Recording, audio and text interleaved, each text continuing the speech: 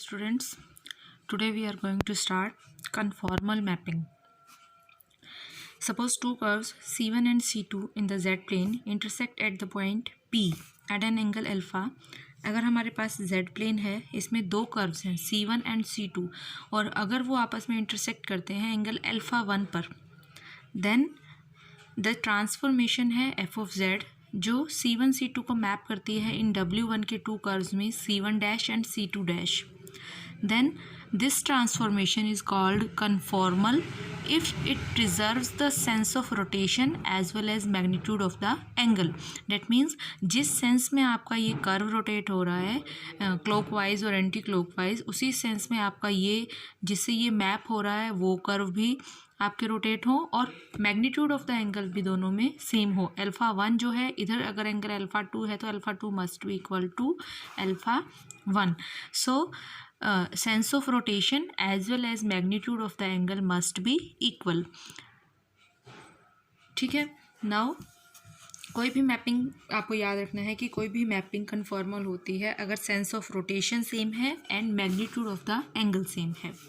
Now we an important result necessary and sufficient condition for the transformation f of z. For the transformation f of z to be conformal is that fz is analytic and f dash z is non-zero.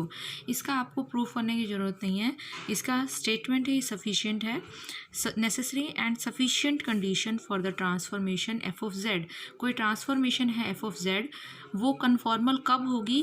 अगर function analytic हो and derivative of the function must be non zero. अगर function analytic है, analytic function होने का मतलब क्या है कि फंक्शन जो है उसका derivative that is differentiable at every point. तो एफ ऑफ जेड एनालिटिक है एंड डेरिवेटिव नॉन ज़ीरो है, तो वो मैपिंग जो है एफ ऑफ जेड वो कन्फॉर्मल होती है. This is necessary and sufficient condition. So आप इसका कन्वर्स भी ट्रू है कि अगर ये दोनों कंडीशन सेटिस्फाई होती हैं तो ट्रांसफॉर्मेशन कन्फॉर्मल है, एंड कन्फॉर्मल है तो ये दोनों कंडीशन भी सेटिस्फाई होंगी. नाउ वी विल डू इसके बाद दो कोफिशिएंट ऑफ मैग्निफिकेशन आता है. कोफिशिएंट ऑफ मैग्निफिकेशन क्या होता है? किसी भी ट्रांसफॉर्मेशन का coefficient of magnification at this Z point होता है f dash alpha plus iota beta के मैग्नीट्यूड के इक्वल. डेरिवेटिव निकालेंगे, उस पर ये पॉइंट पुट करेंगे और उसका मैग्नीट्यूड लेंगे, तो वो होता है कोफिशिएंट ऑफ मैग्निफिकेशन. ये 2 मार्क्स में बहुत बार आता है ये क्वेश्चन कि किसी पॉइंट पर कोफिशिएंट ऑफ मैग्निफिकेशन आपको फाइंड आउट करना होता है या फॉर्मूला भी आता है. सिमिलरली एंगल ऑफ रोटेशन भी बहुत बार आता है. Angle of rotation for the conformal transformation किसके इक्वल होता है? At this point is argument of F dash alpha plus iota beta. Derivative at this point पर उसका जो एंगल होता है वो निकालना होता है. एंगल किसके इक्वल होता है? Tangent inverse beta by alpha के. नाउ फर्स्ट एग्जाम्पल है find the coefficient of magnification and angle of rotation at z is equal to 2 plus iota for the transformation w is equal to Z square. देखिए coefficient of magnification and angle of rotation निकालना है इस point पर इस transformation के लिए w is equal to Z square transformation के लिए. तो w is equal to Z square is equal to f of z है. एफ डैश जेड निकालेंगे सबसे पहले तो 2z आ गया. अब पॉइंट हमें गिवन है z is equal to 2 plus iota, तो इसमें z की जगह पॉइंट पुट किया हमने, तो 2 into 2 plus iota is equal to 4 plus 2 iota. अब निकालना है कोफिशिएंट ऑफ मैग्निफिकेशन जो किसके इक्वल है? Magnitude of F dash z. z means जो आपको पॉइंट गिवन है, तो f dash 2 plus iota. F dash 2 plus iota हमने ऊपर निकाला है 4 प्लस 2 आयोटा का मैग्नीट्यूड, और magnitude of a complex number equal होता है root of a square plus b square. तो 4 का स्क्वेयर 16 प्लस 2 का square is 4, root of 16 plus 4 2 root 5. Similarly angle of rotation का फॉर्मूला है argument of F dash Z. F dash Z यहाँ पर आया है 4 प्लस 2 आयोटा ऊपर. So argument of F dash Z किसके इक्वल आ जाएगा? Argument of 4 plus 2 iota. और अभी जैसे मैंने बताया आर्ग्यूमेंट कैसे निकालते हैं, जो देखिए ये आपको याद भी होगा ये निकलता कैसे है आर्ग्यूमेंट की. अगर कोई भी आपके पास कॉम्प्लेक्स नंबर होता है तो उसको अगर हम लिखें as R cos theta plus iota sine theta. Similarly A minus iota B हो जाएगा R cos theta minus iota sine theta. 2 equations आ गई. इनको यहाँ से इसी से कंपेयर करें real part R cos theta is equal to A, R sine theta is equal to B आ गया यहाँ से फर्स्ट से हमारे पास। तो स्क्वायर इन दोनों को स्क्वेयरिंग एंड एडिंग करें तो r square is equal to a square plus b square, that means r की वैल्यू आ गई root of a square plus b square.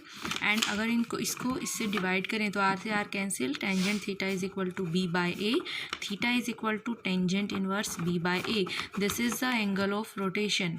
ठीक है, आर्ग्यूमेंट जो होता है that is equal to theta, किसी भी argument of z equal to आएगा tangent inverse B by a के इक्वल, ये याद रखना है आपको। तो यहाँ पर आर्ग्यूमेंट ऑफ 4 + 2 आयोटा निकालना है, तो tangent inverse B by A, B is 2, A is 4, tangent inverse 2/4 that is equal to tangent inverse 1/2। Now similarly second example क्या है, अगर u हमारे पास 2x² + y² है and v is equal to y² / x है, then show that the curve u is equal to k1 and v is equal to k2 cut orthogonally at all points of intersection but the transformation is not conformal.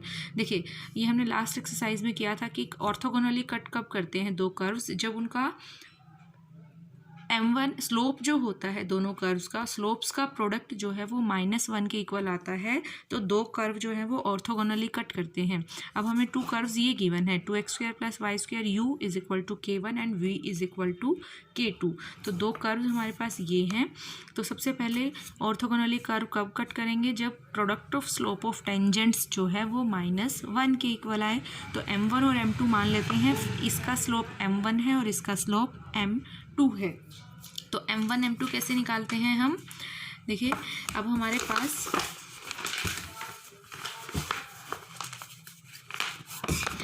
अब देखिए यहाँ से u हमें given है 2x² + y² that is equal to k1, v given है y² / x that is equal to k2। तो slope of the curve कैसे निकालेंगे, सबसे पहले dy/dx निकालना है इस कर्व का, तो डेरिवेटिव ऑफ u करते हैं पहले with respect to x plus curl uy curl y dy/dx is equal to 0। देखिए इसका डेरिवेटिव करते हैं ux/y का, तो u is a function of x and y, तो u का डेरिवेटिव पहले विद रिस्पेक्ट टू x होगा, फिर y और y का विद रिस्पेक्ट टू x। तो कर्ल u/कर्ल x आ गया 4x, कर्ल u/कर्ल y आ गया 2y इंटू dy/dx, राइट पे है k1 तो कौन सा डेरिवेटिव हो गया 0। तो यहाँ से dy/dx की वैल्यू इसको लेफ्ट में ले गए, -2x/y आ गई। सिमिलरली v का डेरिवेटिव किया with respect to x and with respect to y, तो हमारे पास ये वैल्यू dy/dx यहाँ से। Now similarly dy/dx of second curve हमारे पास यहाँ से आ गया, तो अब m1 और m2 दोनों आ गए -2x/y and m2 is y/2x, दोनों का प्रोडक्ट किया तो -1 आ गया। इसका मतलब कर्व्स ऑर्थोगोनली कट करते हैं। सेकंड पार्ट में हमें प्रूव करना है कि जो ट्रांसफॉर्मेशन w है वो कन्फॉर्मल नहीं है, ये हमें प्रूव करना है। अभी हमने आर्टिकल किया जो किसमें रिजल्ट क्या था कि कोई भी मैपिंग कन्फॉर्मल है तो उसका डेरिवेटिव एग्जिस्ट करेगा and f' will be non zero, function analytic होगा और नॉन ज़ीरो डेरिवेटिव होगा। तो कन्वर्स के लिए भी हम इसी को प्रूव कर सकते हैं। अब नॉट कन्फॉर्मल शो करना है, डेट मीन्स फंक्शन अगर नॉट एनालिटिक हम प्रूव कर दें तो कन्फॉर्मल तो होगा ही नहीं। सो नॉन एनालिटिसिटी प्रूव करने के लिए हम हमेशा क्या यूज़ करते हैं कि CR इक्वेशन सेटिस्फाई नहीं होती। तो यहाँ पर CR इक्वेशन निकालेंगे ux, uy, vx and vy, CR equation satisfy नहीं हो रही है तो फंक्शन इज नॉट कन्फॉर्मल।